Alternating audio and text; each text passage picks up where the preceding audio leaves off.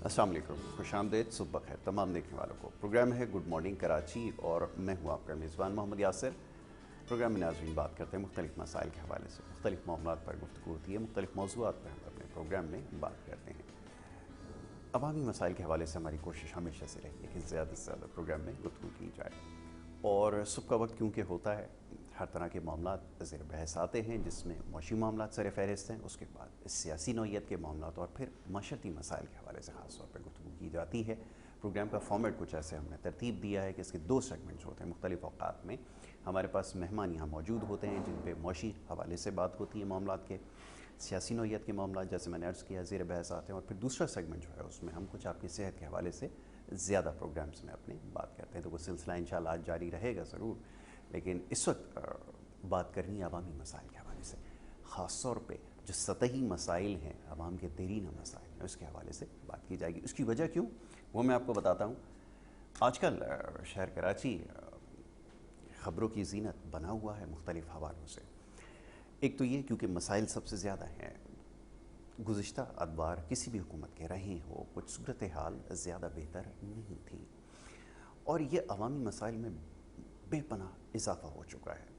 और जैसे मैंने अर्ज़ किया कि जो सतही मसाइल हैं, जिसमें पानी का मसला है, बिजली का मसला है और इस तरह के दीगर मसाइल हैं, इंफ्रास्ट्रक्चर का एक बहुत बड़ा मसला यहाँ पे रहा है। इन तमाम मसाइल के ऊपर हमेशा बात होती रही है, लेकिन मसाइल के हल के लिए किसी के पास कोई फार्मूला अभी तक नज़र नहीं आया है।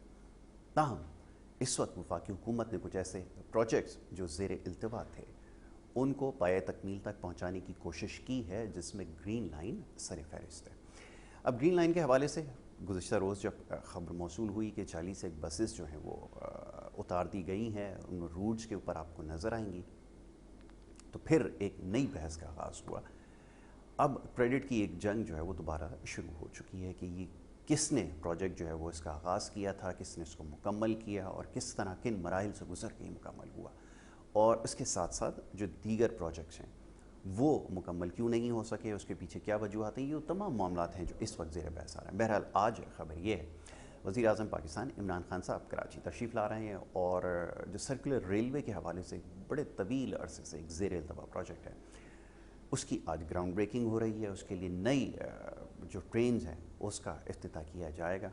मुस्तक़बिल करीब में हो सकता है कि वो ट्रेन्स आ भी जाएँ, लेकिन उसका संग बुनियाद जो है वो आज रखा जाएगा।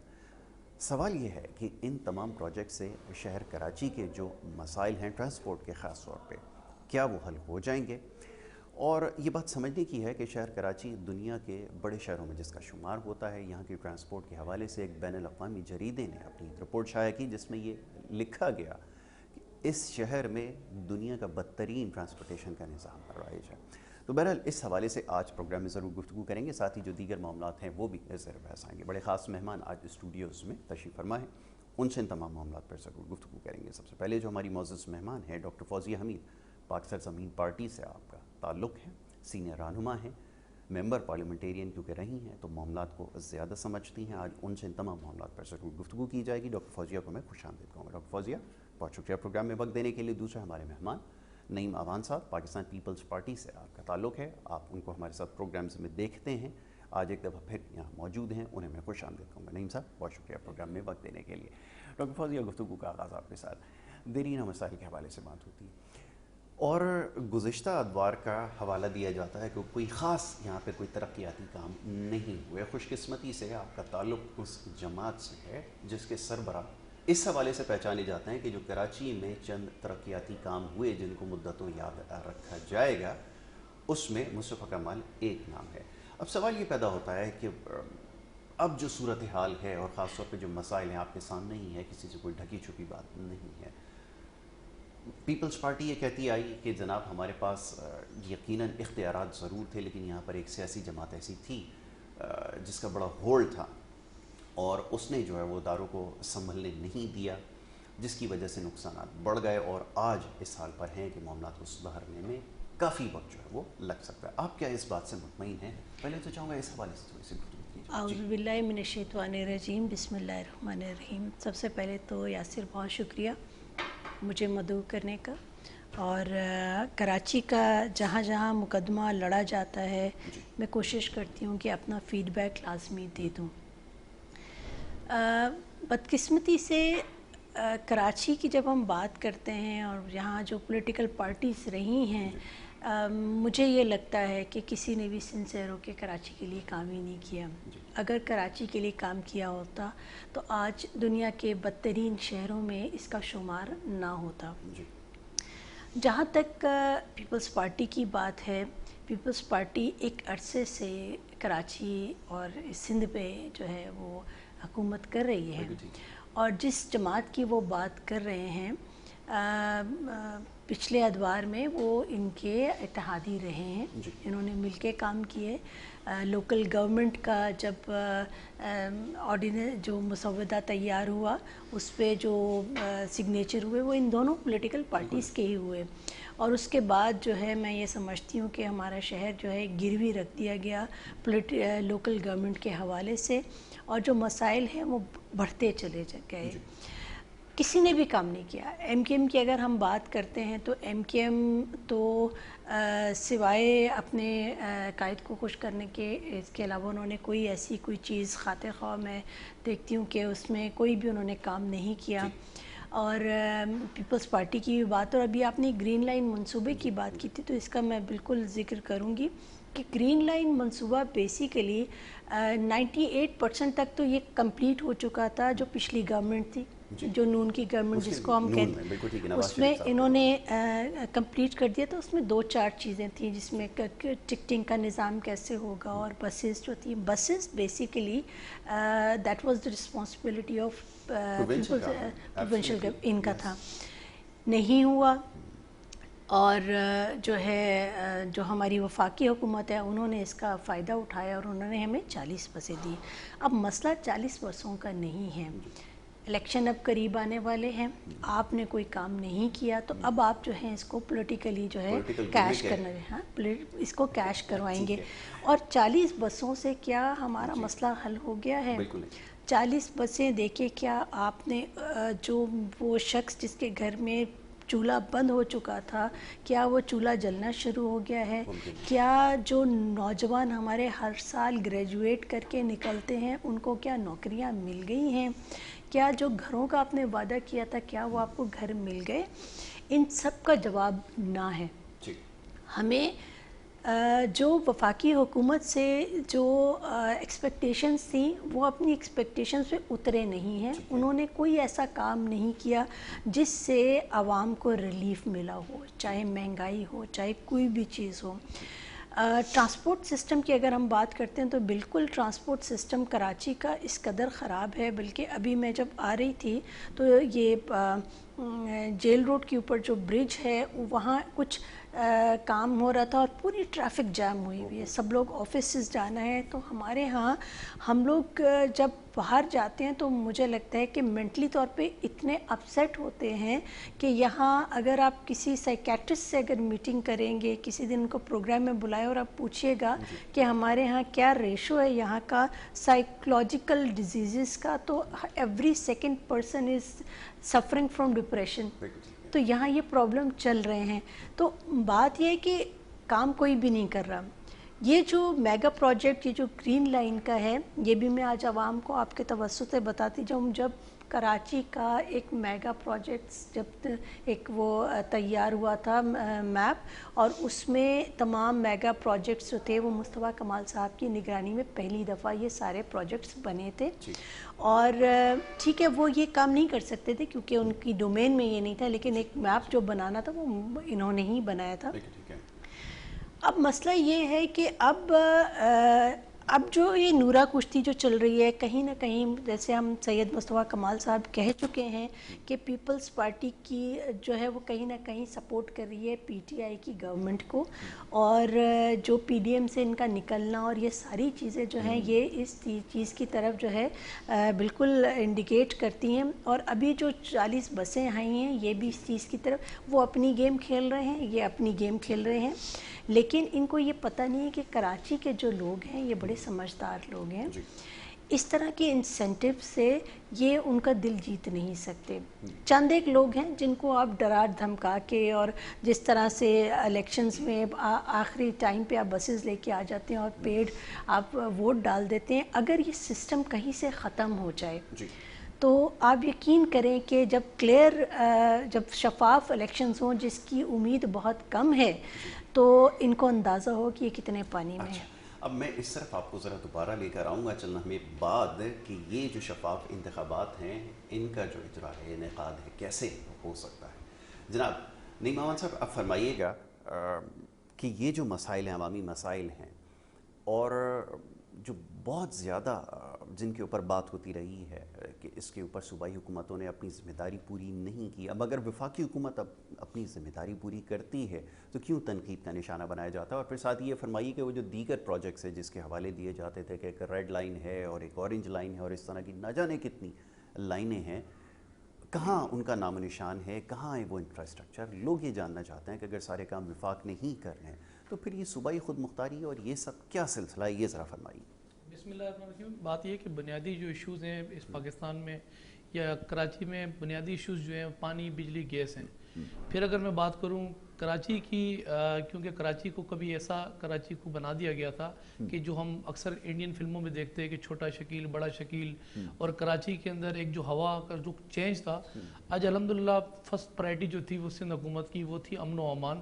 کراچی کے اندر وہ دہشت گردی جو سابقہ اتوار کے اندر کراچی کو تحفے میں ایک جماعت نے دی اور حالات جا کے جہاں کھڑے کیے کہ یہاں گنتی ہوا کرتی تھی کہ آج 40 ہو گئے، آج 50 ہو گئے، 60 ہو گئے، تو لوگ کراچی والے ان حالات کو بھولتے نہیں ہیں۔ پھر کراچی کے اندر بنیادی طور پر جس بات کی ابھی آپ نے نشاندہی کی ہے ٹرانسپورٹ کی، تو ٹرانسپورٹ کے اندر ہماری ایک سمری ہم نے ارسال کی تھی سپریم کورٹ کو، اور کئی دفعہ جو ہے وفاقی حکومت کو ہم نے یہ انڈیکیٹ کیا کہ کراچی کے اندر کراچی کا جو کمپلیٹ جو ایک پلان بنا ہوا ہے اس کے اندر اگر ضرورت کی اگر ہمیں گاڑیاں 500 چاہیے تو یہاں 5000 گاڑیاں مہربانی فرما کے ان کی امپورٹ بند کی جائے خدایا۔ اور پرویز مشرف کا جو دور تھا اس دور کے اندر جتنی امپورٹ کی گئی، بینکنگ سرکل نے جو ہے وہ اگر کسی کی تنخواہ 12000 روپے تو ان کو کال کر کے گاڑی ہم دینا آپ کو چاہتے ہیں، آپ 2 گاڑیاں ان کو تحفے میں مطلب ایسے لاگے گیٹوں کے باہر کھڑی کر دی۔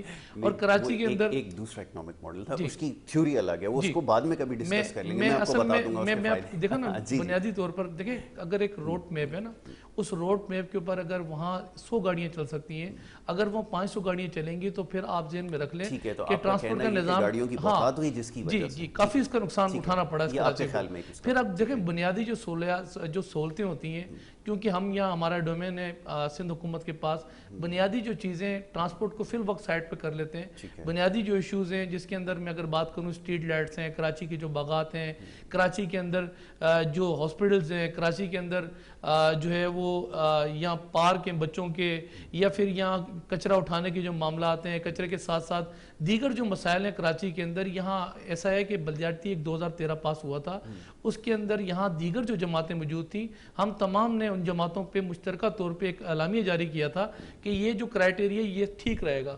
اس کے اندر وہ جماعت جو کراچی کے اندر یہاں موجود تھی جس کا میری بہن اس وقت حصہ تھی، اس جماعت کو جو ہے نا آئینی اور قانونی طور پہ اختیارات دے دیے گئے تھے کہ آپ کی ڈومین میں کیا کیا چیزیں، ان کو کن کن چیزوں کو آپ نے جو ہے وہ سارٹ آؤٹ کرنا ہے، کن کن چیزوں کی آپ نے ذمہ داری لینی ہے۔ جو ذمہ داریاں ان کو دی گئی، ہمارے پاس تھے وسائل تھی فنڈنگ، اور فنڈنگ جو ہم نے دی اس کا آج بھی ہمارے پاس آڈٹ رپورٹ اس کی پڑی ہوئی ہے، لیکن میں نہ مانوں کہ جو ہے وہ ڈیبیٹ چلتی رہی، آخر کے اندر جو ہے وہ سابقہ جو ہمارا یہاں کراچی کا جو میئر تھا اور وہ اپنی ذمہ داری سے ناگا ہوا اور ایک عدد پیپر ہوا میں رہتا ہوا وہ سب چلا گیا۔ اب ٹرانسپورٹ کے اوپر یہ گرین لائن کا جو منصوبہ ہے اس میں ہمارا اور وفاق کا مشترکہ ایک جو ہے وہ پلان میپ تیار ہوا، اس کے اندر 50% جو اس کی جو لاگت تھی وہ وفاقی حکومت نے اٹھانی تھی اور 50% جو لاگت تھی وہ یہاں صوبائی حکومت نے اٹھانی تھی۔ الحمدللہ سکسیسفلی جیسا کہ میری ابھی بہن نے ایک نشاندہی کی بتایا کہ 98.8% تقریباً کام وہ کمپلیٹ ہو چکا تھا، اور اس کے اندر اب جو ہے وہ چلنے کی جو ہے وہ تھی کنڈیشن۔ اچھا یہ تو ایسا تھا کہ 2018 کے جب الیکشن ہوئے تھے تو 2018 کے اینڈ کے اندر مطلب دسمبر کے اندر یہ منصوبہ کمپلیٹ ہو جانا تھا، یہ 2019 کی بگننگ کے اندر سٹارٹ ہو جانا تھا، لیکن یہاں 3 سال اس منصوبے کو ہم سرجانی ٹاؤن سے لے کر گرو مندر تک اس کو لے کر ہے پٹیل پاڑا تک، پٹیل پاڑا سے یہ منصوبہ پٹیل پاڑا سے گرو مندر تک لانے میں 3 سال اس حکومت کو لگ گئے، اور ہوا یہ کہ کہ یہ جو پلان میپ تھا ہم نے تیار کی تھی اسٹریٹجی، کیونکہ ہوتا یہ کہ جب آپ کسی جگہ جاتے ہیں نا تو وہاں آپ کو بہت سارے ایشوز سامنے آتے ہیں، خاص طور پہ اگروچمنٹ کے جو ایشوز ہیں، اگروچمنٹ کے معاملات ہیں، کیونکہ سرکولر ریلوے کے ساتھ ساتھ یہ گرین لائن کا جو منصوبہ ہے جس ٹریک پہ چلنا تھا، ابھی میں آپ کو تھوڑی سی ہائی لائٹ کروں اس چیز کو، ناگن چرنگی کو ابھی آپ نے دیکھا کہ چھوٹی کم بارش کے اندر وہاں صورتحال آپ نے دیکھی، تو جب وہ ٹریک چلا، ٹریک چلنے کے اندر جو سیوریج کا جو نظام تھا اس کو جب نظر انداز کیا گیا تو وہاں 3 لائنز تھی، 3 لائن کو انہوں نے چوک کر دیا اور 1 لائن کو چھوڑا، تو اس کا نقصان کیا، ناگن چرنگی کے اوپر اس کا نقصان اٹھانا پڑا، اور اسی طریقے سے کئی جگہوں پر یہ ایشوز جو ہے وہ ابھی آپ نے سامنے نظر آئیں گے۔ پورا کراچی اللہ کا شکر ہے کلین تھا، صرف ناگن چرنگی پہ ایشو جو ہے وہ نظر آیا۔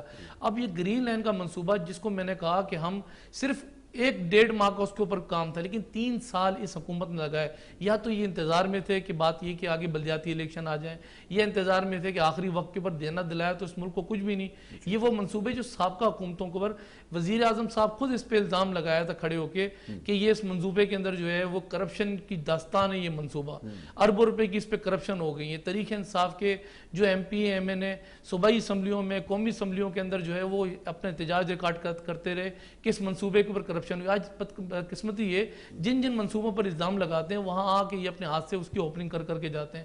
آج وزیر اعظم صاحب کراچی کی طرف آ رہے ہیں ایک گرین لائن کے منصوبے کا جو ہے افتتاح کرنے، یہ تیسری دفعہ افتتاح ہونے جا رہا ہے ان 3 سالوں کے اندر۔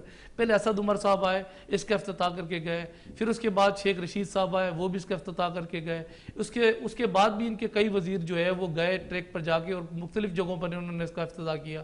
تو بات یہ ہے کہ یہ وہ منصوبے جو سابقہ حکومتوں نے طے شدہ ایک فارمولے کے تحت ہم لوگوں نے اس کو جو ہے اس کو ہم نے لانچ کیا تھا، اور اسی طریقے سرکولر ریلوے کا بھی جو منصوبہ ہے، کیونکہ یہ دونوں ڈومین جو ہے خاص طور پہ سرکولر ریلوے کا، یہ ریلوے کا جو ہے وہ وفاقی حکومت کا جو ہے وہ ڈومین ہے، اور وفاقی حکومت کا جو ڈومین ہے ہم نے اس پر بھی کئی دفعہ مختلف جو ہے وہ جگہوں پر اپنا جو ہے وہ ہر فورم پہ اپنا بلکہ احتجاج اپنا ریکارڈ کیا کہ سرکولر ریلوے کے لیے، کیونکہ کراچی ہب ہے، آپ کو ریونیو جنریٹ کر کے دیتا ہے، اورنج لائن تک چل گئی، بات یہ کہ پنجاب کے اندر وہاں جو ہے وہ دیگر منصوبے ٹرانسپورٹ کے چل گئے، لیکن اس کو نظر انداز نہ کیا جائے کراچی کو، کیونکہ کراچی میں آپ کا یہاں آپ کو اب آپ سلیکٹڈ ہیں یا الیکٹڈ ہیں، آپ کے پاس یہاں کراچی کا مینڈیٹ آپ کے پاس موجود ہے۔ ٹھیک ہے۔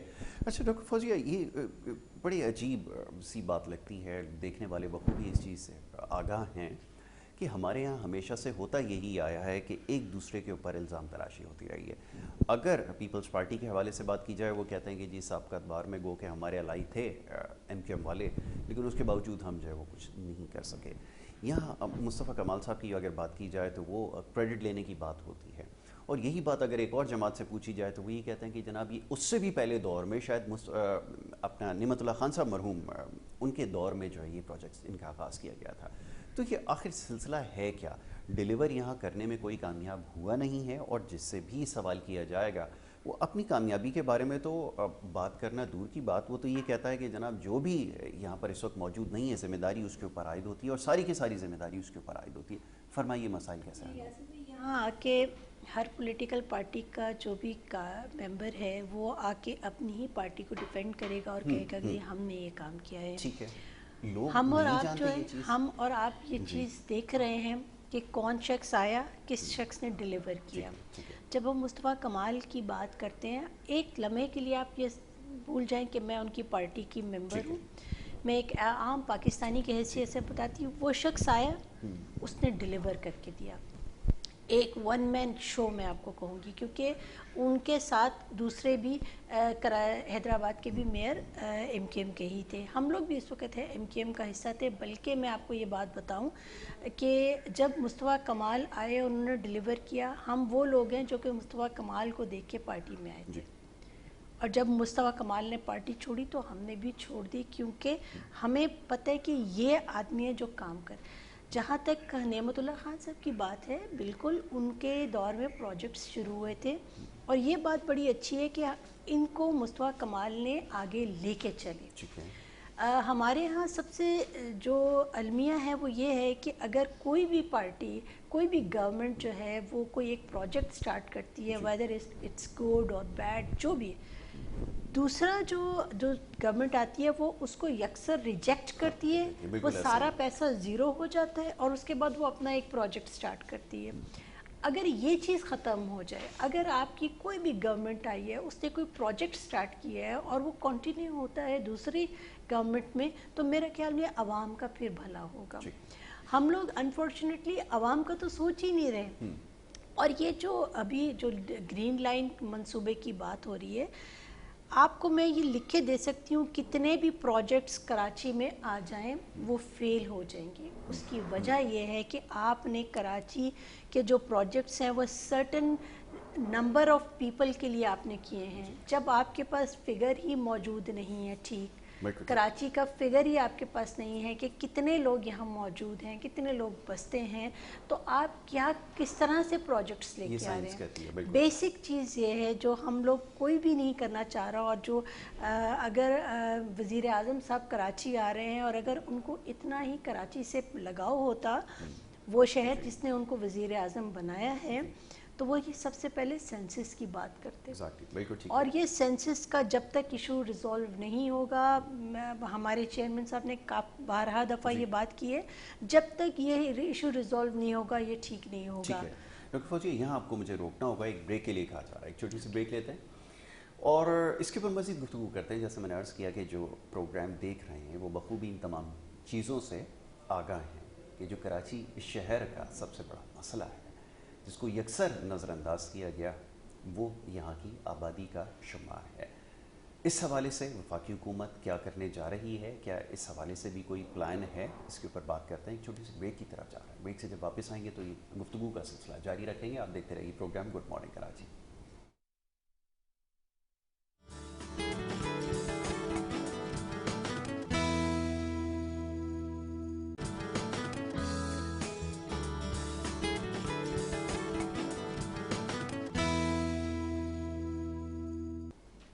پروگرام میں آپ کو ایک دفعہ پھر خوش آمدید کہیں گے۔ بریک پہ جانے سے پہلے بات ہو رہی تھی کچھ شہر کراچی کے مسائل کے حوالے سے۔ مسائلستان یہ بن چکا ہے۔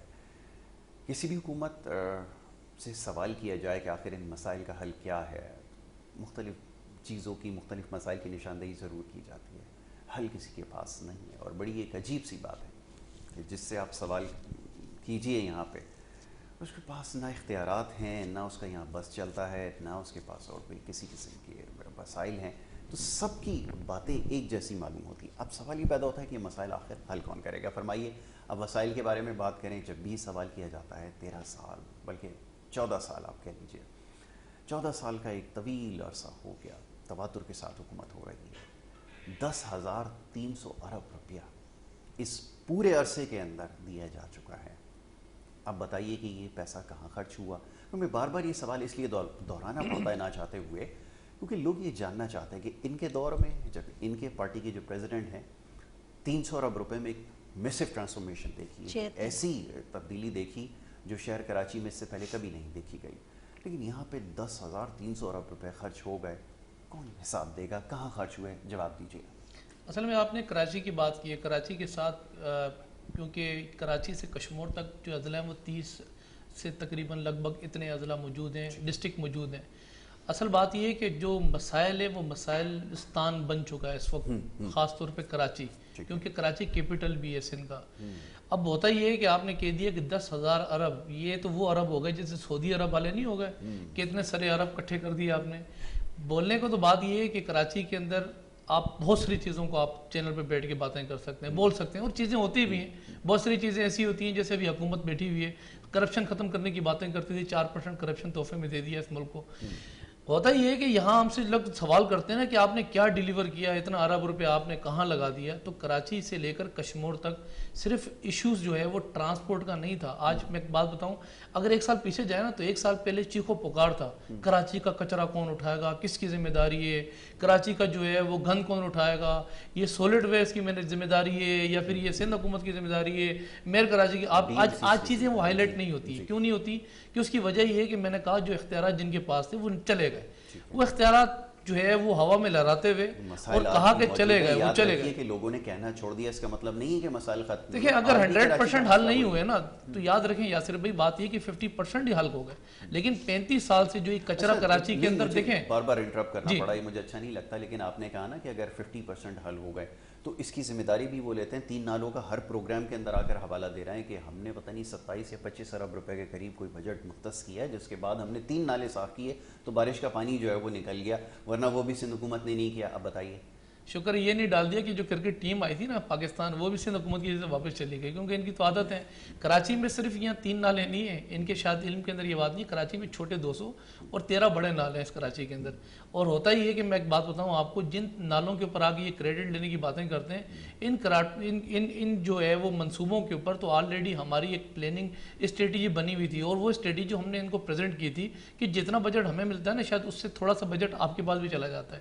تو خدا کے لیے اس کراچی کو آپ اگنور نہ کرو. اور کراچی کے اندر بات یہ ہے کہ جن کا مینڈیٹ ہوتا ہے نا ان کی ذمہ داری کے اندر ہوتا ہے کہ اس کو جو ہے وہ ڈیلیور کریں کچھ نہ کچھ. آج کراچی میں ٹوٹل ایم پیوں کی جو تعداد ہے وہ 40 ہے، اس میں سے 26 جو ایم پی ہیں تقریباً اس وقت تحریک انصاف کے ہیں. پھر کراچی کے جو ایم این ہے وہ تقریباً ایم این او کی تعداد 21 ہے، 21 میں سے 14 ایم این اے اس وقت تحریک انصاف کے ہیں. تو بات یہ ہے کہ یہ نالوں کی صفائی یا نالے انہوں نے اگر ٹھیک کر دیے تو کیا اپنی جیب سے تو نہیں کیے، یہ تو وہ جو کراچی والے وسائل نکالتے ہیں اور یہاں کے اس کو جو ہے وہ سارٹ آؤٹ کرنے کی کوشش کی، حل کرنے کی کوشش کی ہے.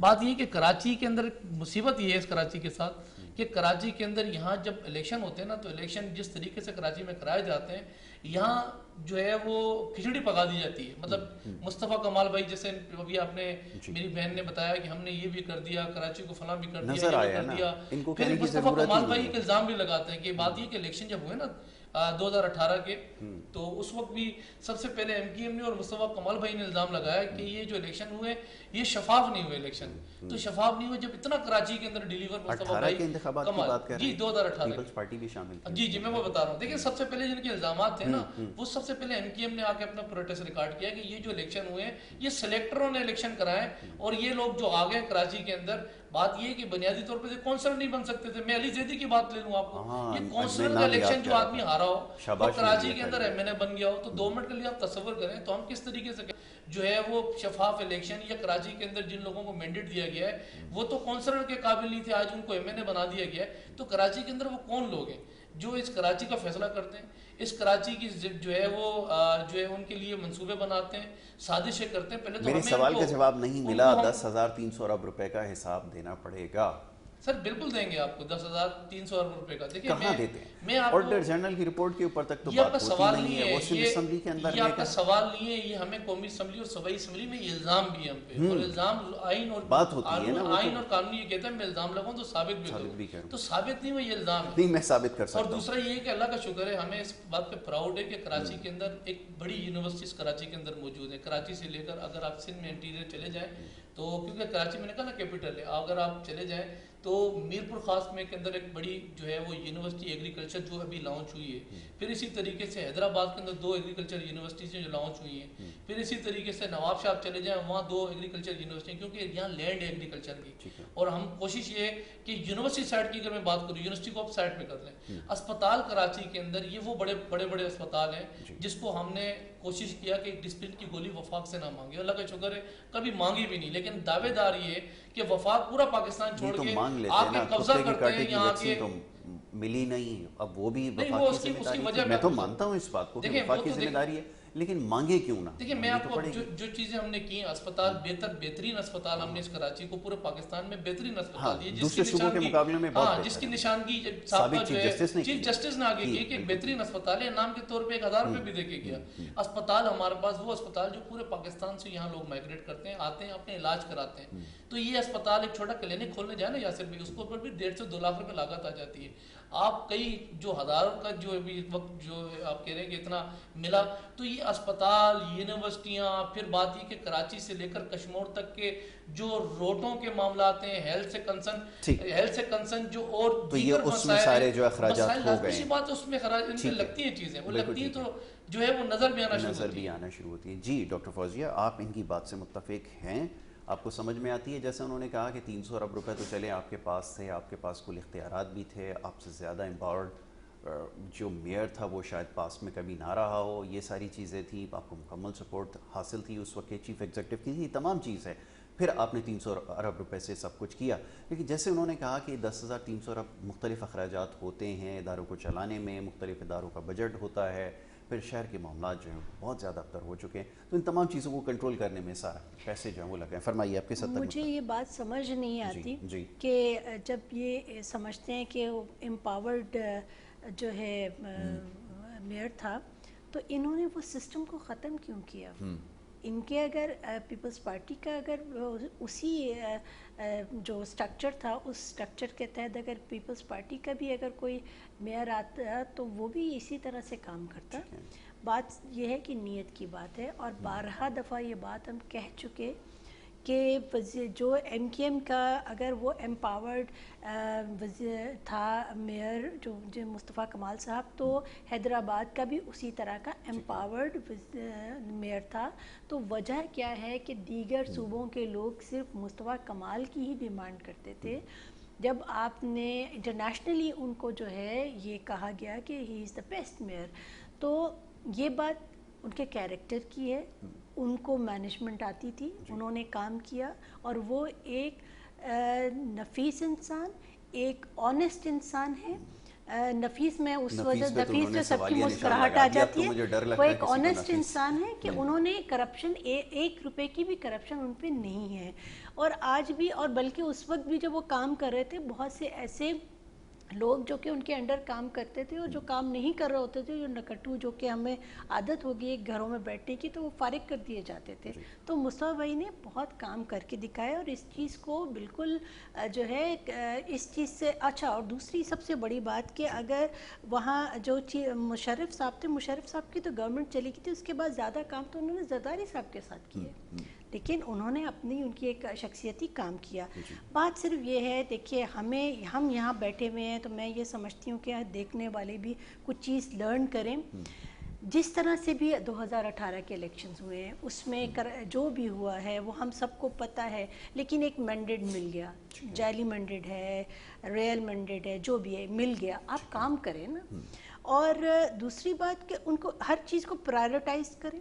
18ویں ترمیم اگر ہے, 18ویں ترمیم دیکھیں خراب چیز نہیں ہے, بہت اچھی چیز ہے, لیکن اس کے تمام تر جو روح ہے وہ نیچے تک بھی جانی چاہیے نا. آپ جو ہیں صرف وزیر اعلیٰ جو ہیں ان کے پاس سارے کے سارے اختیارات نہیں ہونے چاہیے, ان کو ڈیولوشن آف پاور ہونا چاہیے, نیچے تک اختیارات لے کر جائیں. اگر آپ کے پاس آتا ہے فنڈ NFC ایوارڈ کے تحت, تو PFC ایوارڈ کے تحت نیچے تک منتقل کریں نا. تو یہ ساری چیز تو آپ کو کرنی ہے, اور یہ کون کرے گا؟ چانسلر لوگ نہیں آئیں گے, آپ لوگوں نے ہی یہ کام کرنے ہیں. سب سے بڑی بات کہ اتنا میرا بھائی بہت اچھی باتیں کر رہا ہے کہ پیپلز پارٹی نے اتنا اچھا کام کیا ہے, وہ ابھی بھی اتنا اچھا کام, وہ یونیورسٹیز بن رہی ہیں, ہاسپٹلز ہو رہے ہیں, بہت اچھا ہے. یہاں مجھے ایک دم سے ذہن میں وہ بچہ آیا جس کو کتے نے کاٹا اور اس کے پاس ویکسین موجود نہیں تھی, وہ کراچی بھاگتا ہوا آیا. یہ چیز کے اوپر ایک سوالیہ نشان ہے. ایڈز کا جو انجیکشن لگے وہ اس پہ ایک سوالیہ نشان ہے. مجھے یہ سمجھ نہیں آتی کہ پیپلز پارٹی اگر اتنا زیادہ اچھا کام کری ہے تو اس کو کس چیز کا ڈر ہے. انہوں نے اپنا ایڈمنسٹریٹر جو ہے ایک پولیٹیکل فگر کو کیوں لگایا ہوا ہے؟ وہ کام کر رہا ہے نہیں کام کر رہا ہے یہ الگ بات ہے, لیکن آپ نے یہ جو چیزیں اکارڈنگ ٹو بک آپ چلیں, آپ ایک نیوٹرل انسان کو آپ کو لگانا چاہیے تھا. یہ پلاننگ کر رہے ہیں for the next local government election. یہ تو سب ایک دوسرے کے اوپر الزام لگائیں گے, یہ تو اس طرح کام نہیں ہوگا. دیکھیں کام آپ کریں, لیکن آپ اس طرح سے نہ کریں نا. آپ ایک نیوٹرل بندے کو لگاتے, اگر آپ کام کر رہے ہیں تو بالکل آپ کو عوام جو ہے ووٹ دے گی.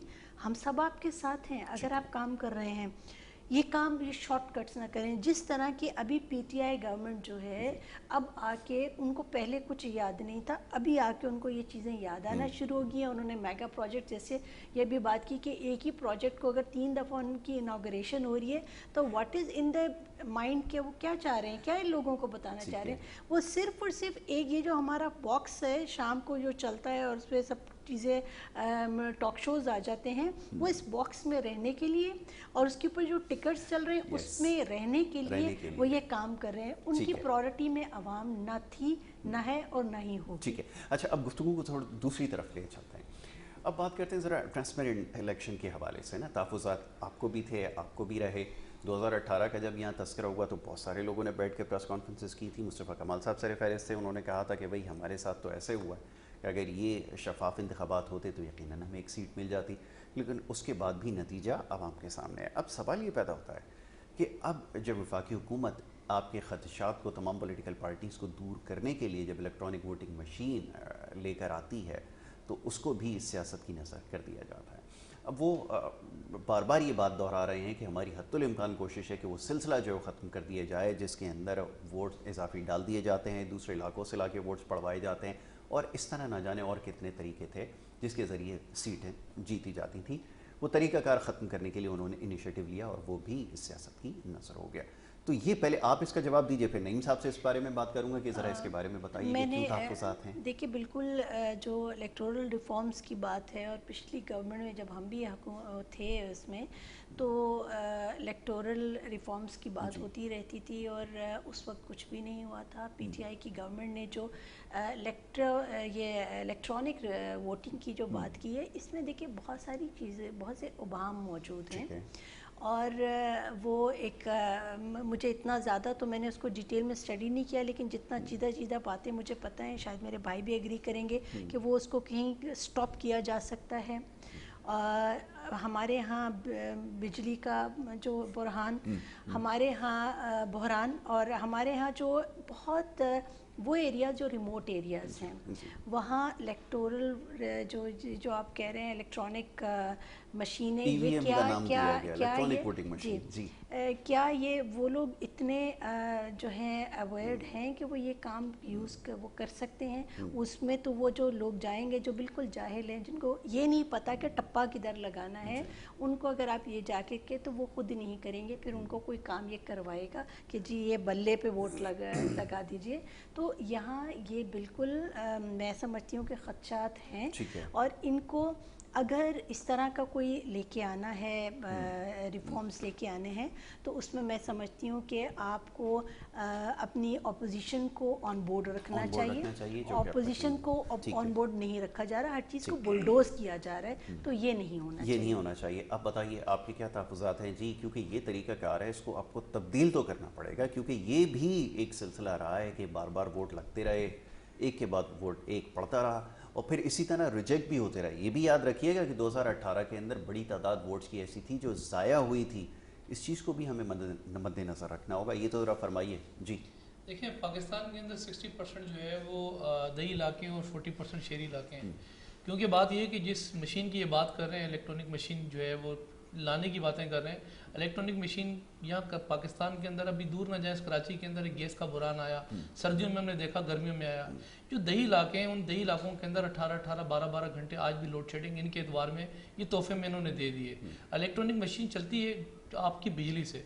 अब बात यह कि एक पोलिंग स्कूल के अंदर तो वहाँ तो वैसे ही जो सूरत हाल आपने देखी होगी, जब इलेक्शन होते हैं तो आप भी गए होंगे वहाँ, और कई इलाकों में मुख्तलिफ पोलिंग स्टेशन होते हैं, और पोलिंग स्टेशन के अंदर जब बिजली नहीं होगी तो बात ये वो इलेक्ट्रॉनिक मशीन कहाँ से चल सकती है। फिर 70 से ऊपर ममालिक हैं तकरीबन इस पर एक्सपेरिमेंट करने की कोशिश की और नाकाम रहे। उसकी रीज़न, उसकी वजह ये हुई कि बासानी कोई भी आदमी, ये डेनमार्क के अंदर भी ये एक इशू सामने नज़र आया कि इसको जैम करने के लिए एक शख्स ने इसमें एल्फी डाल दी। जब एल्फी डाल दी तो बाहर वहाँ एक लंबी एक जो है वो लाइन लग गई, और उसके बाद लोगों ने अपना वो एहतजाज भी काट कर, ऐसे मुल्क के अंदर जहाँ लोगों के पास शऊर है, लोगों को पता है, वेल एजुकेटेड है, तो यहाँ सूरत हाल क्या बन सकती है। यहाँ बिजली से चलने वाली जो मशीन है, और दूर ना जाए, आपका अपना इलेक्शन कमीशन है, आप लाजमी जो वफाकी इदारा है, आपका इलेक्शन कमीशन उस मशीन को रिजेक्ट कर रहा है और वो उसको एक्सेप्ट नहीं कर रहा है कि ये मशीन जो है वो ठीक नहीं है। अपोजिशन तो अभी साइड पे करें, अपोजिशन को ये कोई समझते नहीं है। फिर यहाँ बात ये, पाकिस्तान के अंदर आइन और कानून ये कहता है कि जो आपका मरदमशुमारी वो 10 साल बाद होती है, यहाँ 18 साल बाद मरदमशुमारी हुई है, जिसके ऊपर आज भी हमारे जो ریزولوشن تو جمع ہے. آج بھی ہمارے کورٹس کے اندر جو ہے وہ ہماری وہ چیزیں جمع ہیں جس کے اوپر ہم کہتے ہیں کہ آپ مہربانی کر کے پہلے مردم شماری معاملات کو ٹھیک کریں, پھر دیگر جگہوں پہ ہم چلے جاتے ہیں. کیونکہ بات یہ کہ ایک مشین آپ لا رہے ہیں, بہتر ہے کہ آپ تمام اپوزیشن جماعتیں, میں دیکھ رہا تھا فہد چودھری صاحب پریس کانفرنس میں کہہ رہے تھے پھر بھی آ جائے گی, ہمیں پتہ آ جائے گی.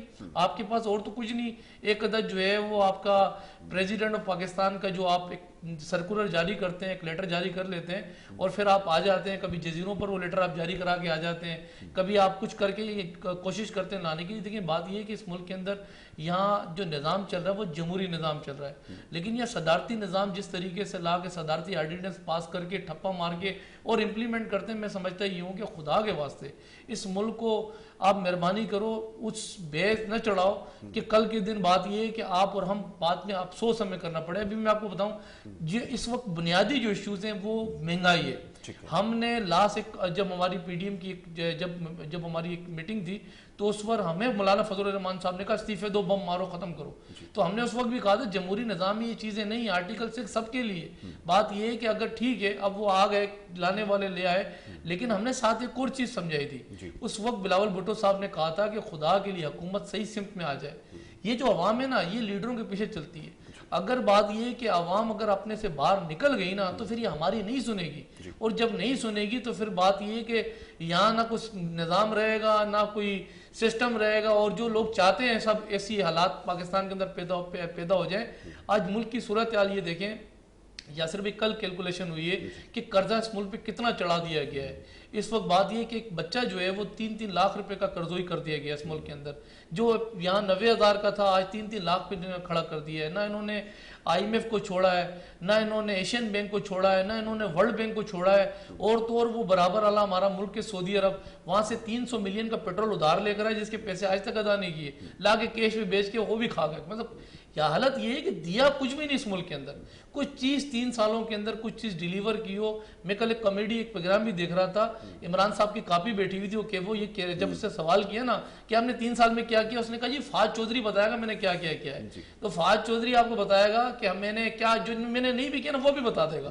تو صورت حال یہ کہ انہوں نے ڈیلیور اس ملک کو کچھ نہیں کیا. آج ملک کی آج حالت کیا کر دی ہے, آج آپ کی ٹیمیں آپ کی واپس جا رہی ہیں, آپ کی جو ہے وہ فارن پالیسی کا کھانا خراب کر دیا. کشمیر آپ کے پاس سے آپ کے ہاتھ سے چلا گیا.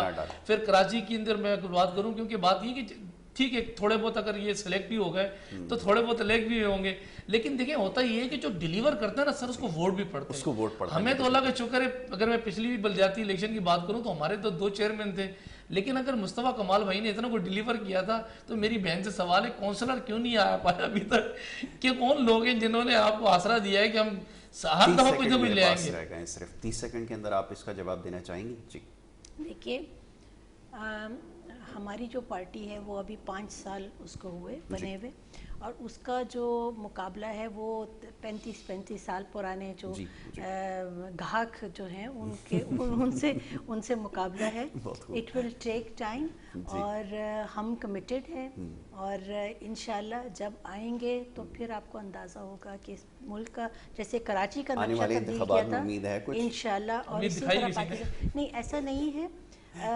بات یہ ہے کہ جس طرح کے لوگ ابھی اس وقت گورنمنٹ میں اچھا ہوا کہ ہم لوگ نہیں آئے ہوئے, تو کردار کی سیاست جب سٹارٹ ہوگی تو انشاءاللہ ضرور آئیں گے. ٹھیک ہے doctor Fauzia, thank you so very much, بہت شکریہ آپ کا کہ آپ نے پروگرام میں شرکت کی, ہمارے سوالوں کے جوابات بھی دیے. نعیم ابان صاحب آپ کا بہت شکریہ, آپ نے پروگرام میں ہمیں وقت دیا. مولانا جی یہ سیاسی نوعیت کی گفتگو ہے اور آپ بخوبی جانتے ہیں کہ کون کیا کر رہا ہے, کیا کرنے کی اہلیت رکھتا ہے, اور فیصلہ لا محالہ آپ کے پاس ہی ہے اور آپ نے ہی کرنا ہے. یہ آپ کے اوپر چھوڑ دیتے ہیں کون کس حد تک کامیاب ہوا ہے, کتنے اختیارات, اور یہ سارے معاملات عوامی سے بخوبی واقف ہیں. بہرحال دیکھتے ہیں آنے والا وقت جو ہے وہ بہتر ہمارے لیے حالات لے کر آتا ہے. یہ جو سطحی مسائل بار بار جن کا تذکرہ ہوتا ہے, کیا یہ کبھی حل ہو سکیں گی؟ تمام معاملات ہیں انشاءاللہ آگے بھی زیر بحث آئیں گے. بریک کی طرف ہمیں جانا ہوگا, اور بریک کے بعد جو ہمارا دوسرا سیگمنٹ ہے جو آپ کے صحت کے حوالے سے, وہ ہم آپ کو دکھائیں گے. دیکھتے رہیں پروگرام گڈ مارننگ کراچی.